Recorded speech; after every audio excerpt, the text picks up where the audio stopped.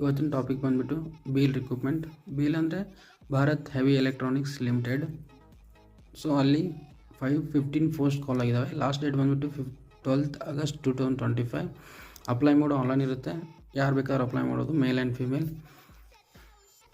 ಮತ್ತು ಸ್ಯಾಲ್ರಿ ಬಂದುಬಿಟ್ಟು 29,500 to 65,000 ತನಕ ಸ್ಯಾಲ್ರಿ ಇರುತ್ತೆ. ಏಜ್ ಲಿಮಿಟ್ ಬಂದುಬಿಟ್ಟು 18 years to ಮ್ಯಾಕ್ಸಿಮಮ್ 27 ಆಗಿರಲಿ ಲಾಸ್ಟು.